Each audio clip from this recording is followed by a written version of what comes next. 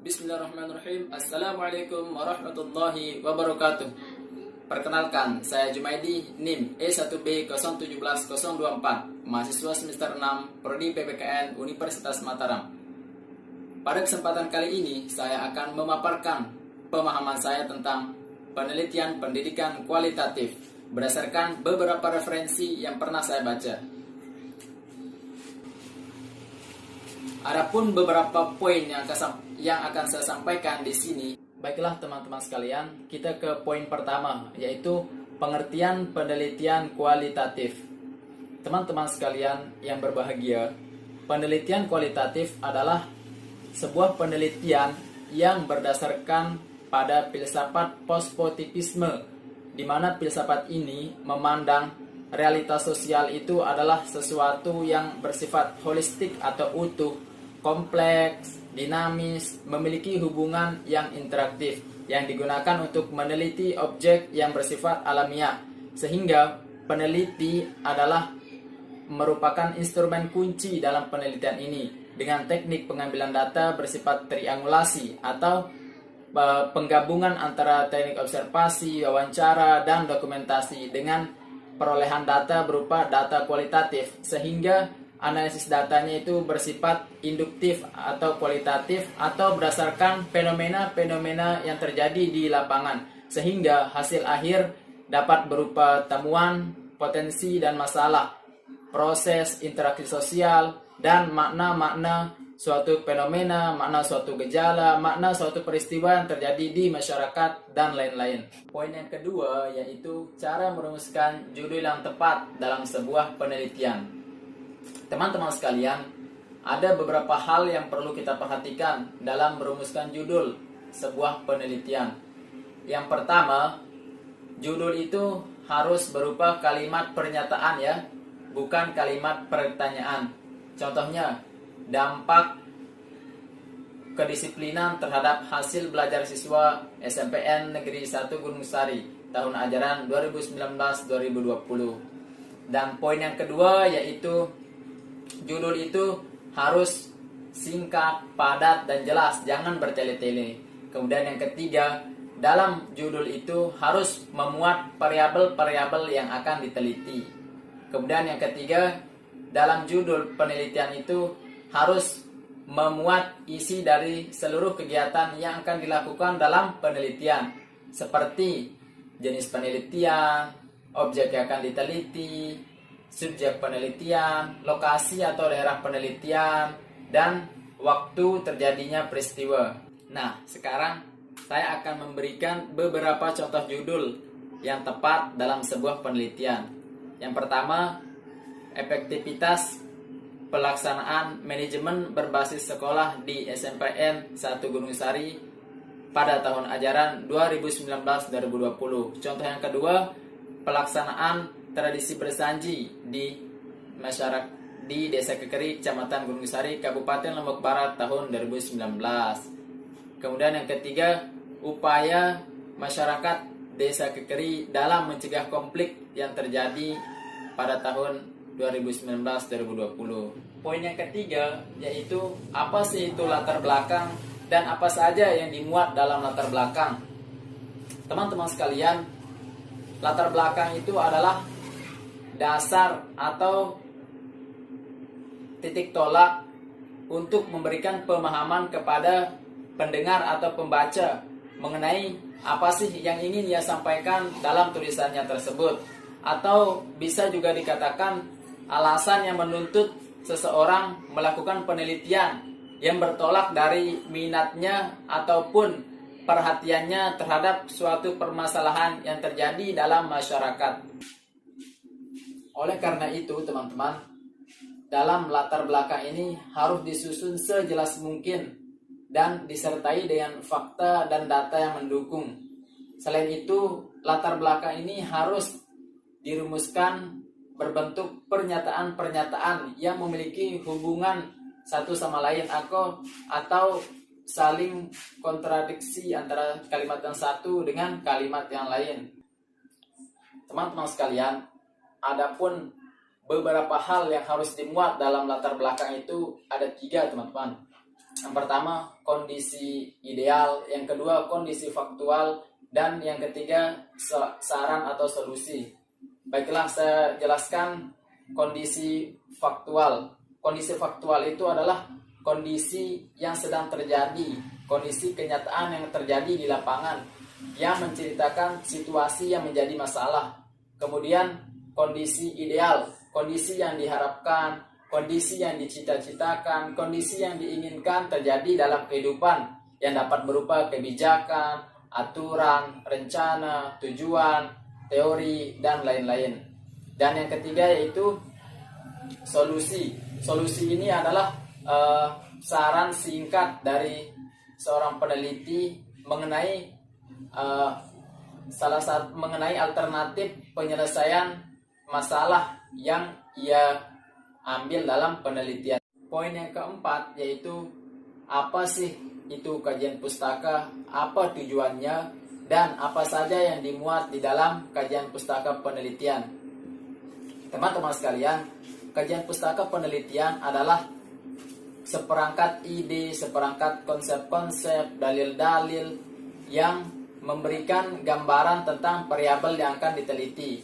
Teman-teman, dalam kajian pustaka ini untuk memberikan gambaran tentang variabel yang diteliti, maka harus ditulis konsep-konsep, pengertian, langkah-langkah, faktor-faktor, intinya segala ulasan tentang variabel yang akan diteliti itu harus dimuat dalam kajian pustaka. Sebagai contoh, peran tradisi bersanji dalam menjaga keserasian sosial masyarakat Desa Kekeri.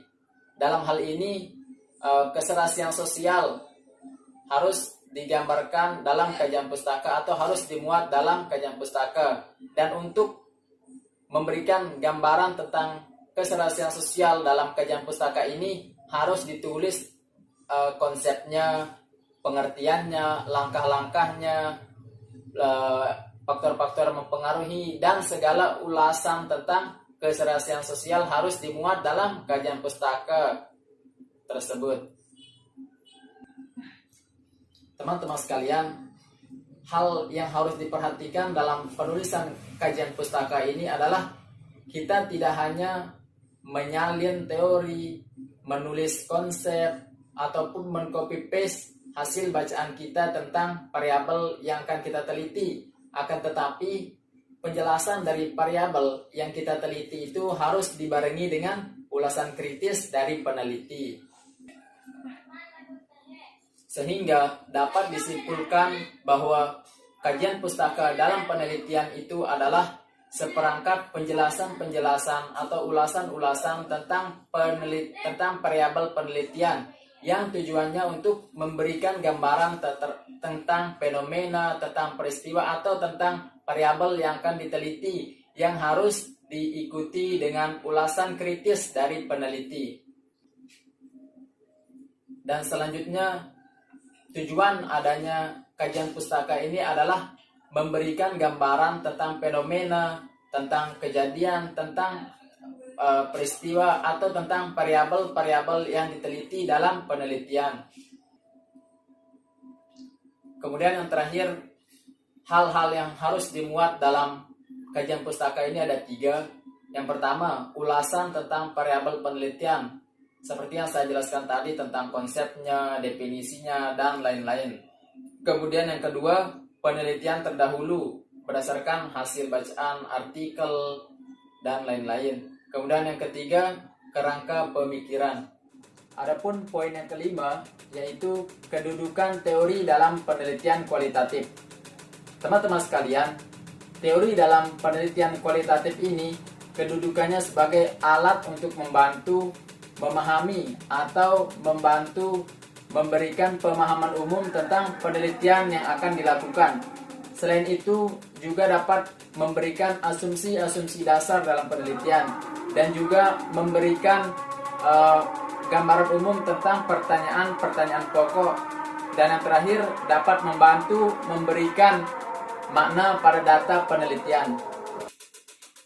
Sebagai contoh, penelitian saya itu tentang keserasian sosial masyarakat Desa Kekeri. maka saya akan mencari jurnal, membaca artikel dan penelitian-penelitian terdahulu yang terkait dengan keserasian sosial, sehingga nantinya akan memberikan pemahaman saya dan memberikan pemahaman umum tentang variabel dalam penelitian. Selain itu, juga dapat membantu saya dalam menyusun pertanyaan-pertanyaan dan membantu saya dalam memberikan makna pada data penelitian yang saya lakukan tersebut. Adapun poin yang keenam, yaitu apa itu penelitian terdahulu yang relevan dan apa sih fungsi dari penelitian terdahulu yang relevan tersebut. Baiklah teman-teman, penelitian terdahulu yang relevan ini adalah penelitian-penelitian yang dilakukan oleh orang lain yang berkenaan dengan penelitian yang kita lakukan, baik itu berkenaan variabel antara variabelnya ataupun antara tema-tema dari variabel penelitian yang akan kita lakukan. Sebagai contoh, judul penelitian tentang contohnya penelitian yang berjudul peran pelaksanaan tradisi bersanji dalam menjaga keserasian sosial masyarakat Desa Kekeri. Tentunya dalam penelitian ini, penelitian terdahulu yang kita cari yaitu penelitian tentang tradisi bersanji dan penelitian terdahulu tentang keserasian sosial. Tujuan adanya penelitian terdahulu dan relevan ini adalah untuk menghindari pengulangan-pengulangan atau plagiarisme dalam penelitian. Selain itu, tujuannya juga untuk mengetahui bangunan keilmuan yang diletakkan oleh orang lain itu seperti apa, dan untuk mengetahui posisi dari penelitian kita itu bagaimana, apakah sudah mengandung novelty atau suatu kebaruan yang belum diteliti oleh orang lain. Dengan kata lain, jika kita menelaah penelitian terdahulu yang relevan ini, itu berarti bahwa kita dapat dengan mudah melokalisasikan kontribusi penelitian yang kita lakukan ini seperti apa. Adapun fungsi dari penelitian terdahulu yang relevan ini ada 4. Yang pertama, membedakan penelitian. Maksudnya di sini adalah untuk membedakan penelitian yang sedang kita lakukan dengan penelitian terdahulu yang sedang dilakukan oleh orang lain, yang sudah dilakukan oleh orang lain. Baik itu dilihat dari metode penelitiannya, isinya, teori yang digunakan, waktu, dan tempat penelitian. Kemudian yang kedua, yaitu mendukung teori yang kita gunakan dalam penelitian. Tentunya hal ini atau teori yang kita gunakan dalam penelitian ini kita letakkan pada bagian bab 2 atau kajian pustaka yang berisi penjelasan-penjelasan atau ulasan-ulasan tentang variabel penelitian yang sedang kita lakukan. Kemudian yang ketiga, yaitu mengetahui posisi penelitian kita. Maksudnya di sini adalah apakah penelitian kita itu belum dilakukan oleh orang lain ataukah sudah dilakukan. Kemudian yang terakhir atau yang keempat, yaitu mengetahui kekosongan atau mengetahui apa saja kekurangan atau kekosongan atau apa yang belum diteliti oleh orang lain dalam penelitian kita. Poin yang ketujuh, yaitu apa itu kerangka pemikiran dan apakah sama kerangka pemikiran penelitian kualitatif dengan penelitian yang lainnya.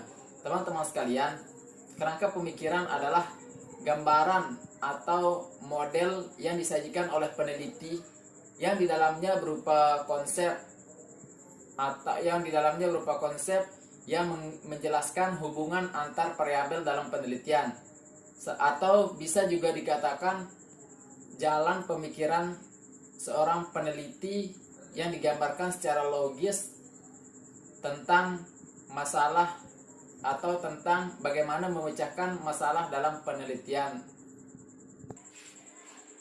Kemudian, kerangka pemikiran ini sebaiknya disajikan dalam bentuk skema atau diagram. Hal ini untuk memudahkan peneliti atau pembaca dalam memahami variabel-variabel dalam penelitian. Selanjutnya, apakah sama kerangka pemikiran penelitian kualitatif dengan kerangka pemikiran penelitian yang lainnya?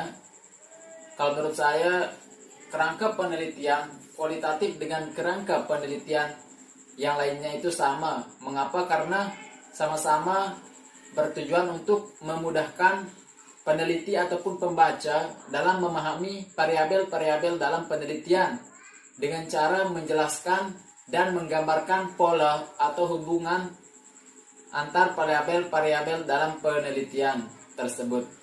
Poin ke-8 yaitu pendekatan penelitian dan bagaimana contohnya, dan jenis penelitian serta bagaimana contohnya.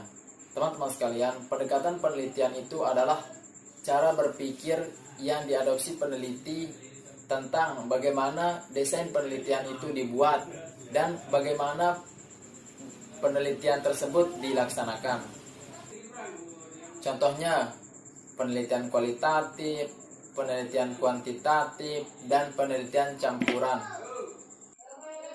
Selanjutnya, jenis penelitian adalah penelitian yang dibagi berdasarkan kategori-kategori tertentu. Misalnya, jenis penelitian menurut terapan ada dua, yaitu penelitian terapan dan penelitian murni. Kemudian, jenis penelitian berdasarkan tujuan, ada penelitian deskriptif, ada penelitian korelasi, ada penelitian eksplanatori, dan ada penelitian eksploratory. Dan yang terakhir, jenis penelitian berdasarkan karakteristik data, ada penelitian kuantitatif dan ada penelitian kualitatif. Selanjutnya, poin yang ke-9 adalah siapakah yang menjadi subjek dan objek dalam penelitian kualitatif. Teman-teman sekalian, subjek adalah sesuatu, baik itu berupa benda ataupun orang ataupun organisasi atau lembaga yang sifat keadaannya itu akan diteliti. Kemudian objek penelitian adalah sifat keadaan dari suatu benda, orang atau keadaan yang menjadi sasaran penelitian ataupun menjadi pusat perhatian dalam penelitian. Sifat keadaan yang dimaksud di sini adalah sifat kualitas dari orang atau benda yang berupa perilaku, pandangan, pendapat, proses, dan lain-lain. Kemudian, subjek penelitian adalah sesuatu baik itu berupa benda, orang, lembaga yang sifat keadaannya akan diteliti. Contohnya, studi etnografi tentang adu ayam di Kampung Puri. Nah, dari penelitian tersebut dapat kita ketahui bahwa objek penelitiannya adalah adu ayam di Kampung Puri, sedangkan subjek penelitiannya adalah warga masyarakat Kampung Puri. Kemudian poin yang ke-10 atau yang terakhir adalah teknik pengumpulan data dan teknik analisis data pada penelitian kualitatif. Teman-teman sekalian, dalam penelitian kualitatif, teknik pengumpulan data yang digunakan ada 4. Yang pertama wawancara, yang kedua observasi, yang ketiga dokumentasi, dan yang keempat forum group discussion.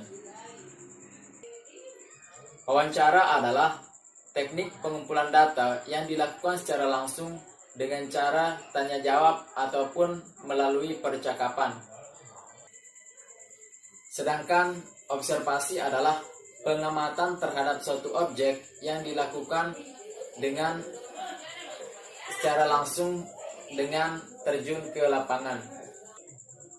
Kemudian dokumentasi adalah catatan-catatan peristiwa yang telah berlalu. Jadi dalam dokumentasi ini dapat berupa tulisan ataupun gambar ataupun video-video dan yang lain sebagainya. Terakhir, forum group discussion atau yang biasa disebut dengan forum diskusi kelompok. Kemudian Analisis data dalam penelitian kualitatif dapat dilakukan dengan langkah-langkah sebagai berikut. Yang pertama, mencatat peristiwa-peristiwa yang terjadi di lapangan, kemudian memberinya kode agar data tersebut mudah ditelusuri. Kemudian yang kedua, mengumpulkan, memilah-milah, mengklasifikasi, dan mensintesiskan data tersebut. Dan yang terakhir, berpikir untuk memperjelas kategori data yang ada, sehingga data tersebut dapat bermakna.